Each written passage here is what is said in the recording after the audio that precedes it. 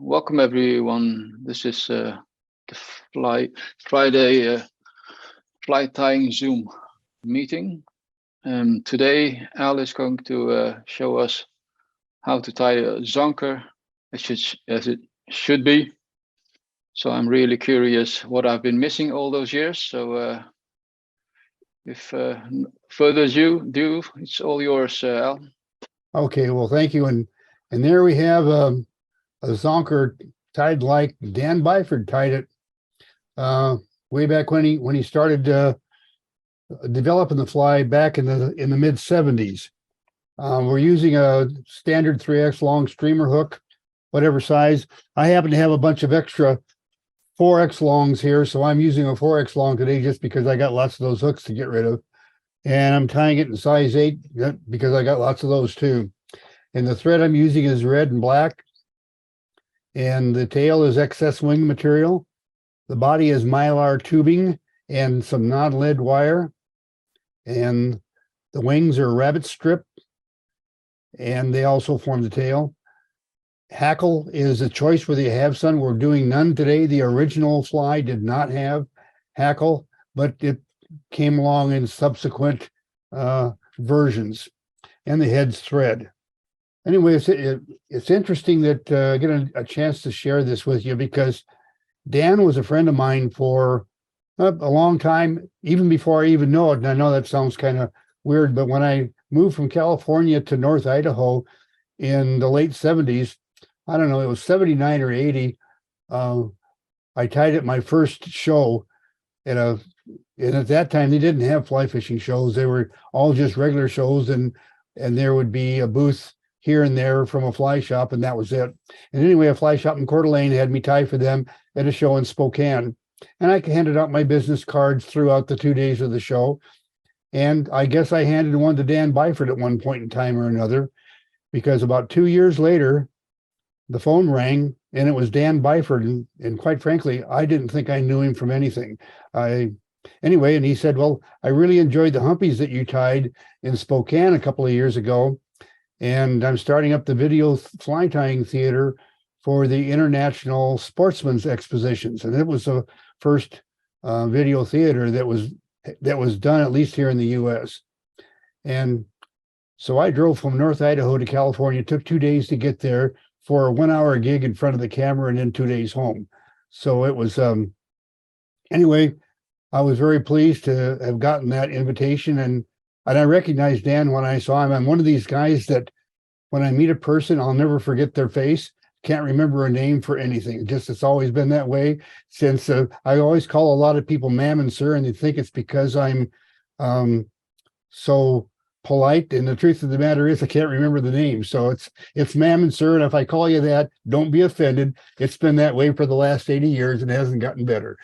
Anyway, we're going to get into the fly. And first, let's take a look at some materials because we have a bunch of stuff here that may not seem to even be related, but I don't think I need to explain to you about hooks.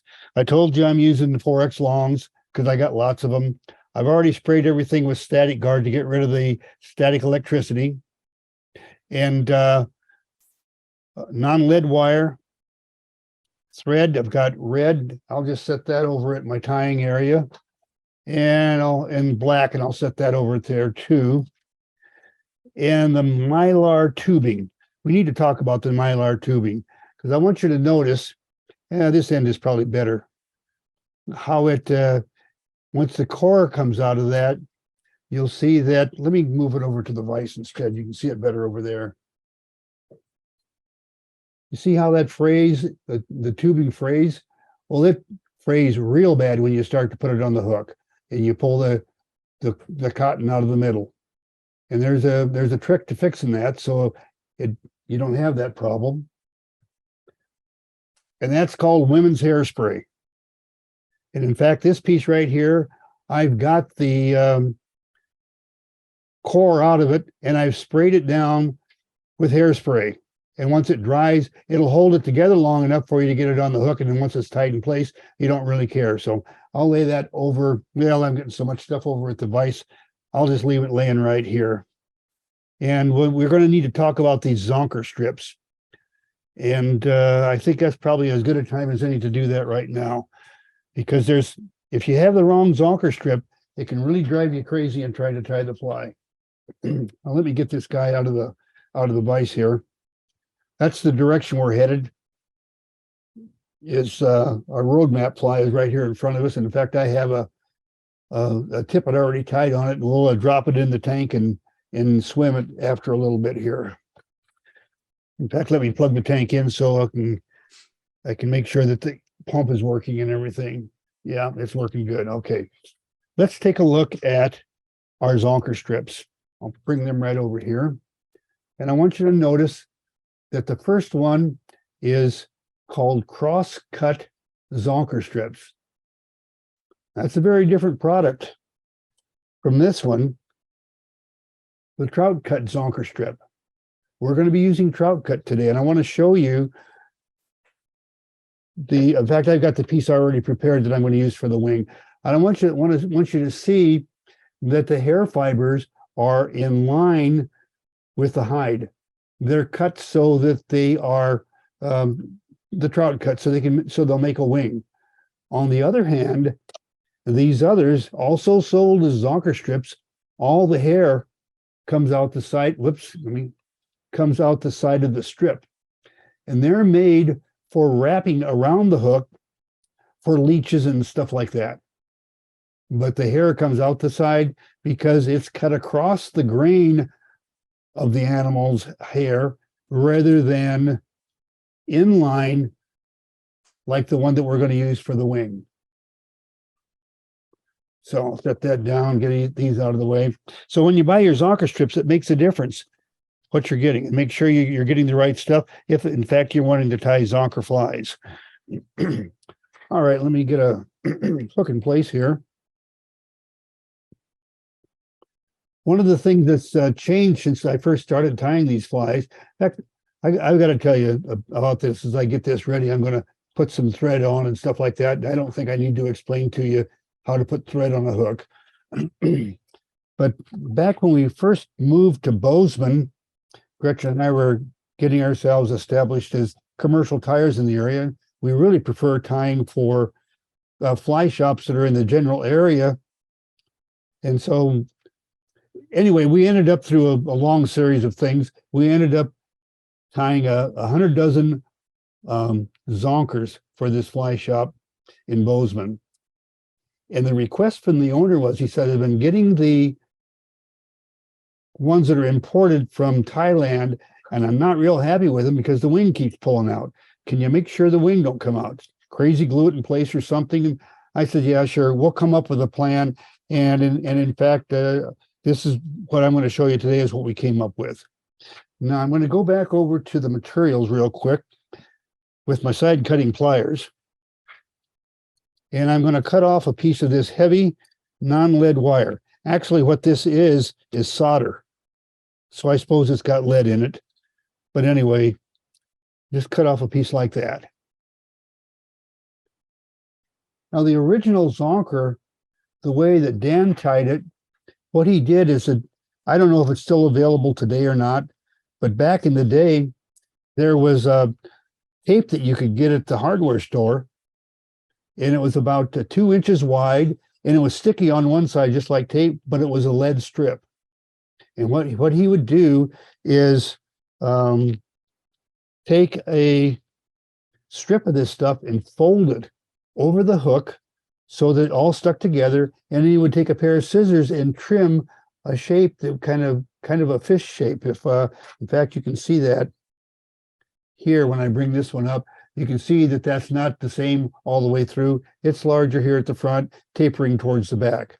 And that was because Dan would always shape it so that he had it shaped that way, using that lead tape, if you will. Well, lead tape has gone by the wayside. At least I have never found it of late. And this is what I came up with about 15 years ago to replace the underbody. And in fact, it's a lot easier to put on than that lead tape was, because the lead tape went on easy. Cutting the shape and keeping it consistent from one fly to the next was a real pain in the backside. All right, now I'm just going to run this See how I want you to notice that I went clear back, at least a third back from the hook eye. This is really important. You don't want to get too far forward on this. I might even be too far forward now, but I'll compensate for it. And I'm going to run this to the back of the hook, and I'll just throw a quick half hitch in. And we'll just set that back out of the way here. We'll get to it in a minute. And what I'm going to do now is push this back, and I want that to go right about to there. So I'll cut off the rest. Now, there we go. One of the things that's really nice about today, back in the day, we had to use zap gap and all that kind of stuff to set this so it wouldn't twist all on the hook, even the pinched on stuff and this stuff as well. Well, with this UV glue, you can set it real quick, which I sure appreciate. Used to be a real pain in the neck to have to deal with. I'll just kind of get that glued in place there, and it'll be nice and rock solid for me here as soon as I hit it with the light. I don't want to blind you guys pointing that light at you, so I'll just put my hand up there to protect you. All right, now that should be pretty solid. Yep, that's nice and solid. Okay, now this thread stays in place, and we grab our other thread, and that's the one I'm going to use. But if I put it on now, I've made a mistake that it would be a hard one to recover from. You'd have to just take it off and start over. Now I'm reaching over and getting my prepared mylar. This is the one that I pulled the core out of, and I sprayed down with hairspray. And I'm going to measure it so it's slightly longer than the whole hook shank. I'll just cut that off right about there.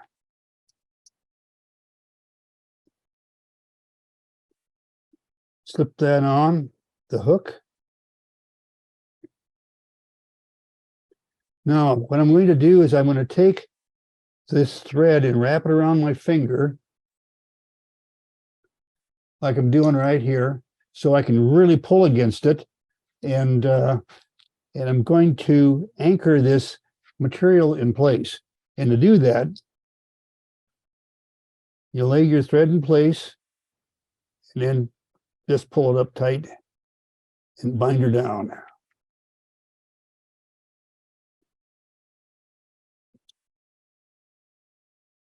Okay, good.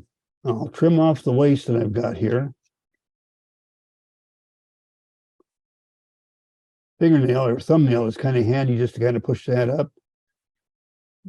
Okay, there we go.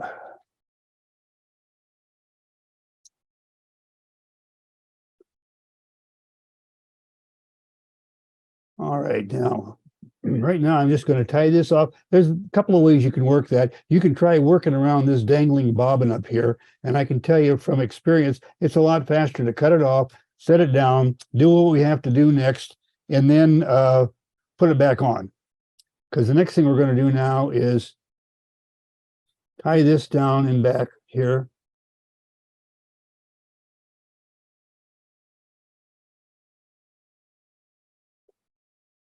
Okay, good. And I'll throw another half hitch in place there and set this back out of my way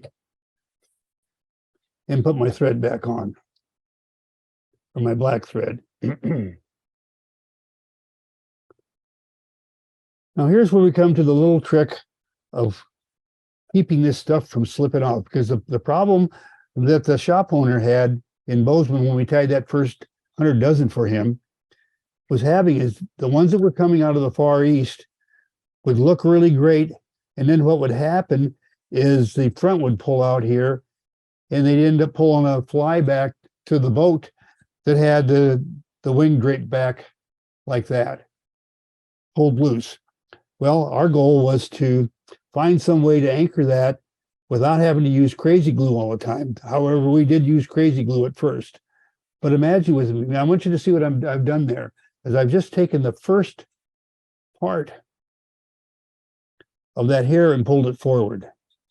In fact, for a long time, we would just crazy glue it and cut that little piece of hair off. Well, it didn't take long for us to figure out that maybe there was a better use for that hair.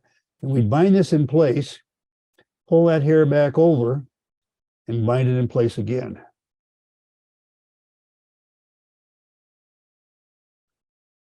Now that hair looks just like it did before, but it's really anchored in there, and it's going to have to tear the hair out of the hide. And I tell you what, that hide or that hair tears out of that hide a lot more difficult than what you might think. Now I'm going to grab my whip finish tool right here, that guy right there, and throw a whip finish in right here at the front. Whip finish starting at the back of the head, each turn progressing forward towards the hook eye.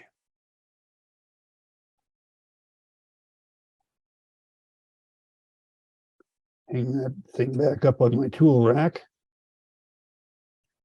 Set that down. And now it's time to tie this thing down at the back. In fact, I've got a little piece of that trimmed off material, that body material, stuck in that wing, and I'm having a hard time getting rid of it. But anyway, let's see what we can come up with here.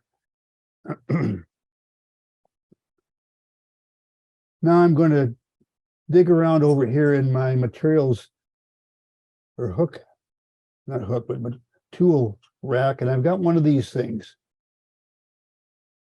It's a little hair clip. You get them at the dollar store. I think you get about 10 of them for $1. I mean, it's anyway, women use it on their hair, but it's real handy for holding stuff here. And I'm going to set that down for just a second while I get ready to divide my hair on the hide so that I can get a good division point.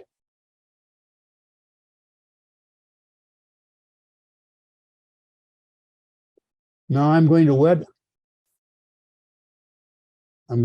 that hair just to keep it out of my way. And I'll guarantee you, about the time you start to trying to whip finish it, it's going to get in your way, and that's what this is for.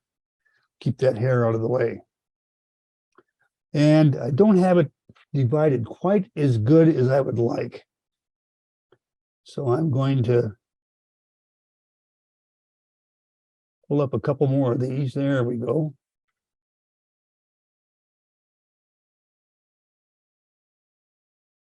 There, that's a pretty good division. In fact, you could almost see a little crease through there that like parting your hair with a comb, if you had hair. Back in the days when I had hair, that's what it looked like, I think. It's been so long, I don't really remember.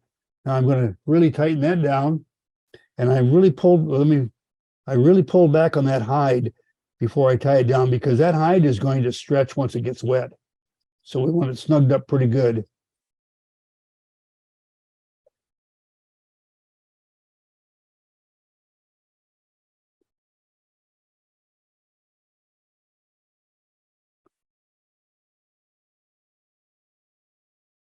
Okay, and now we're going to employ this tool. In fact, let me go to the other camera. You might be able to see it better. You can see that. That's a tool that we had special built for us. And in fact, we liked them so much, we've got several in inventory because we sold them. Not everybody wants them, but they're really great for finishing stuff back on the hook. And also for working around one of these clips that you see right there. In fact, I'm going to put a whip finish in right now, going around that clip. I don't want you to notice the way it's shaped. It just works its way around that clip really nice. And one of the things that's unique about this one is you take it out of the front and slide it up to finish the whip finish knot at the back. Now let me go back to the other side, and we'll do that again just so you can see just what I was doing. I don't really need to do that, but you can see that I've got that tip there. And I think you probably could see it better from the other side, but we'll just put that in place right there. I have a hard time, though, every time I go back to using it after I haven't used it for a while, of remembering to let go of the front instead of the back. Anyway, I'll put that guy down.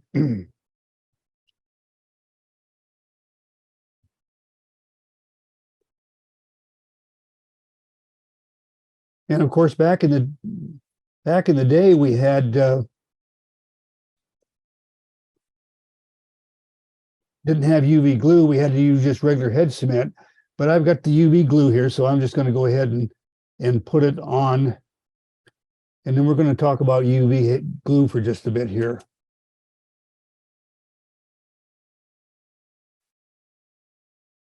Get that all spread around the way I want it.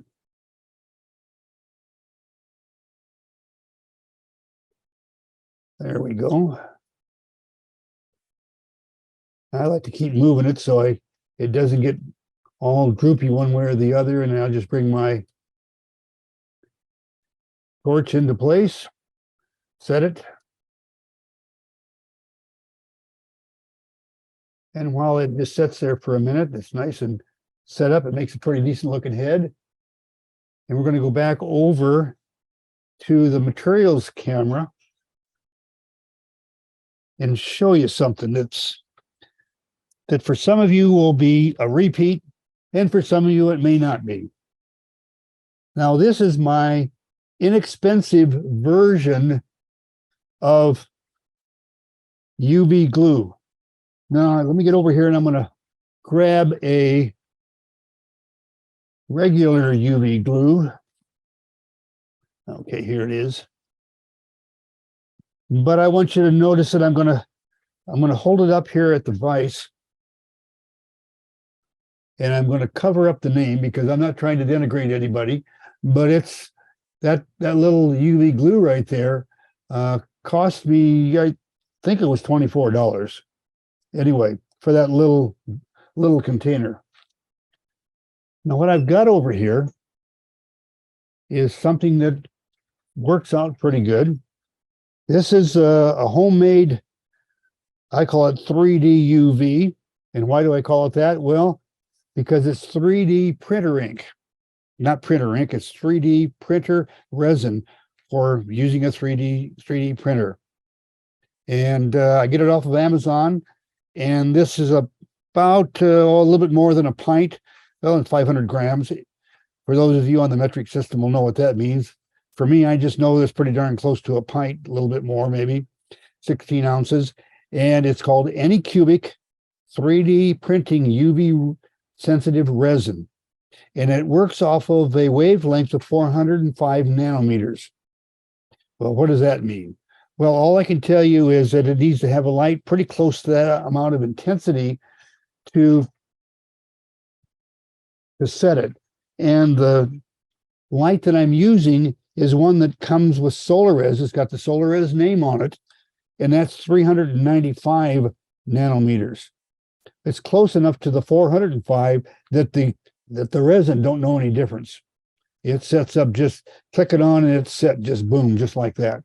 And the printer resin, like this, is fairly liquid, so it flows pretty easy. On the other hand, if you want a really thick resin, I just got this, and it's called J. Dicton Eco UV resin, and it's for making jewelry. And it's it's a lot thicker. It's in fact, I'm going to screw up this fly, but I'll show you how thick it is, and I'll set it on the head of the fly. I'll try not to overdress it too much, but it's going to mess up my head, but we're just showing you how things work. But anyway, whoops. That's the stuff right there. And I'll set it before it runs all over the place.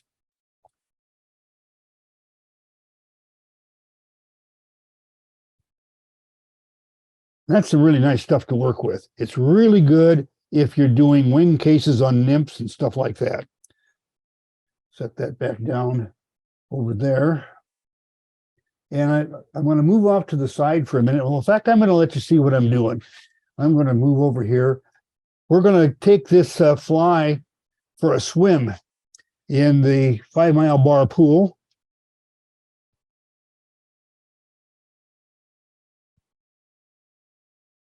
And that looks pretty good.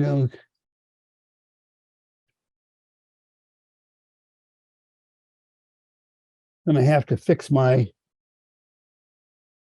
background. There we go. I got another computer running a video in the background that kind of makes the pool look like it's got water flowing in the background, because it's actually a video of an underground or underwater pool. Anyway, let me get this fly in here and we'll take it for a swim.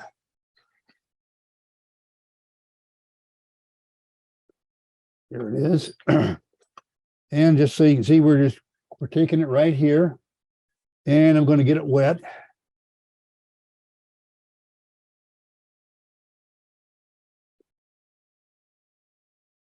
Okay, and we'll get it hooked into place here.